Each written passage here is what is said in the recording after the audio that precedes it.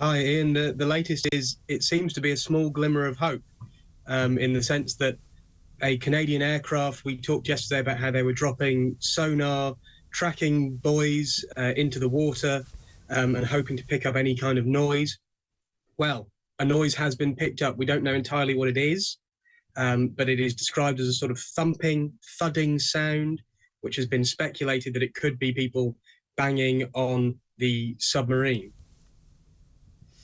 Now, of course, the difficulty there is that this is, I suppose, an interpretation or a version of events, and since then that they've not been able to take it any further, although there are new vessels on the scene to attempt to, I suppose, accelerate this search in some way. There are indeed. There are a few different vessels. There's been a salvage system, a quite high-tech recovery vessel brought in. Just interestingly, those noises are occurring at 30-minute intervals, and as far as we know, they're relatively exact. So Chris Brown, who is a friend of one of the passengers, Hamish Harding, he said that that is exactly the sort of thing his friend would come up with to try and alert people to his presence. And so while Chris Parry, the former Rear Admiral, did say that people were clutching at straws with this, there seems to be a renewed sense of hope among the search effort, although obviously nothing is confirmed. Yeah, these new vessels with the sonar capabilities and of course we hope and pray they are successful, but they are up against it, Jacob. There's no other way to define this story at this stage. That the odds, sadly, are very much against them. Absolutely, they are. I mean, as far as we know, based on the expected air supply in the vessel, there's probably between 12 and 24 hours of air left, and it's just the depth. The depth is unbelievable. The wreck, if they've reached the seafloor, is 12,000 feet deep. The only kind of similar situation where people actually were recovered and survived was almost 11,000 feet shallower than this, and so it is a really complex operation.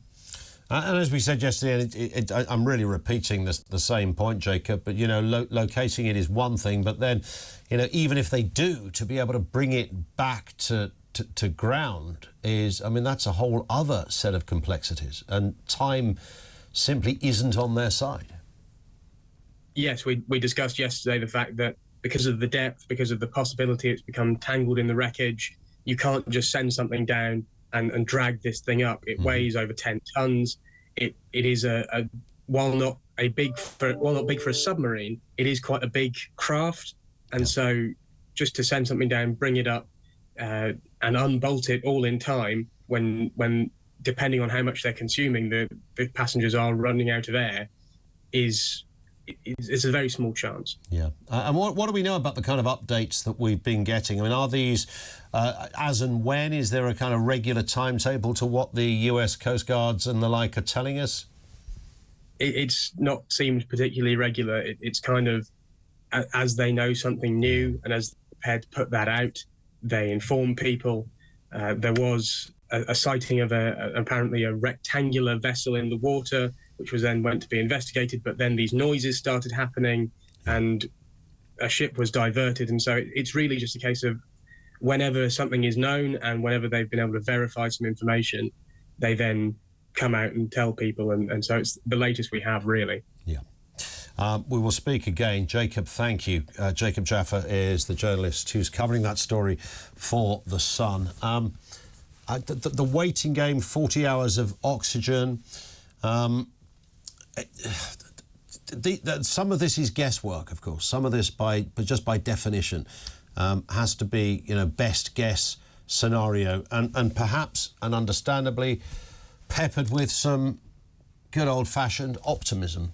I don't know about you, but this is one of those stories that was clearly bleak and disturbing from the off. But the longer this has gone on, clearly by definition, the longer that this has gone on becomes more harrowing. But when you begin to just sort of digest, and you're sort of forced to think nobody wants to think of being in that scenario. Nobody wants to think of being there with your child, as is one case with a British couple, a father and son.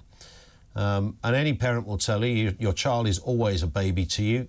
Your duty is to care for them, is to look after them and to keep them safe. And you find yourself in that scenario, that most helpless of scenarios.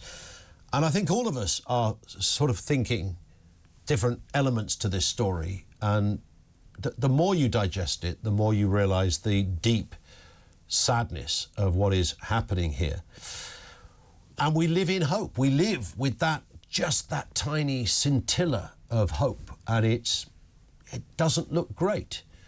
And everybody knows it doesn't look great. But the moment of hearing noises did, in some respects, perhaps change things. But of course, as we keep saying, locating this thing would really only be the beginning of the problems, because they would then have to try and raise it to ground level. And that, according to all experts, appears to be, assuming it is where it is, something that is nigh on impossible.